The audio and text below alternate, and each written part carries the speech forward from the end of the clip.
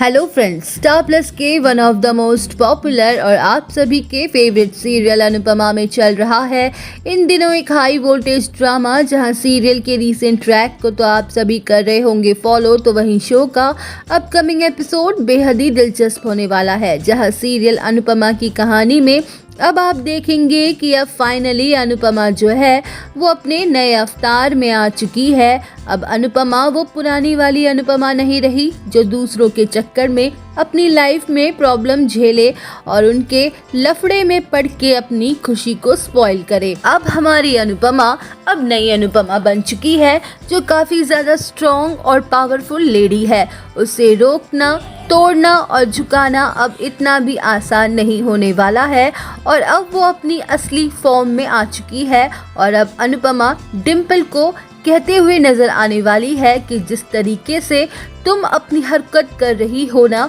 डिम्पल, और जिस तरीके के तुम साजिशें जो आजकल रच रही हो वो तुम अपने माइंड में फीड कर लो और याद रख लो कि मैं यहाँ कुछ भी नहीं भूली हूँ और ना ही मैं कुछ भूलती हूँ और ना ही किसी को भूलने देती हूँ। और ये बात भी अच्छे से समझ लो तुम अब डिम्पल कि अनुपमा अब अकेली नहीं है। अनुपमा के पास उसकी सबसे बड़ी हिम्मत उसके कान्हा जी है उसके पास और साथ, और अब अनुपमा के पास है उसका साहस। क्योंकि जब मेरे अनुज के जाने से मुझे कोई फर्क नहीं पड़ा, मैं टूटी जरूर थी लेकिन अब मैं खुद को संभाल लिया है, खुद को और भी ज़्यादा स्ट्रॉन्ग बना लिया है दुनिया से लड़ने के लिए। तो तुम्हें ये लगता है कि ये जो तुम फालतू की हरकतें करके मेरे परिवार को तोड़ के तो क्या मुझे कोई फर्क पड़ेगा, तो ये तुम्हारी बहुत बड़ी गलतफहमी है। ये याद रखना, अनुपमा कितनी भी कमज़ोर पड़ जाए लेकिन अनुपमा इतनी भी कमज़ोर नहीं होगी कि किसी भी बाहर वाले को अपने परिवार को तोड़ने दे।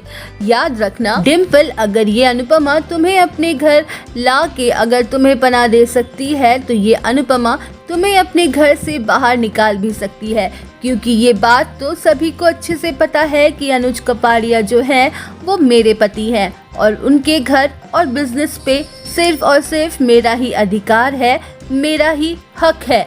तो इस नाते कपाड़िया मैंशन की असली मालकिन मैं ही हूँ और कपाड़िया मैंशन भी मेरे नाम पर है। तो ज़रा इस बात को अपने दिमाग में अच्छे से घुसा लो और ख़बरदार, अगर अब कोई और बदतमीज़ी करने की कोशिश की मेरे और मेरे परिवार वालों के साथ तो याद रखना फिर तुम्हारे साथ क्या होगा।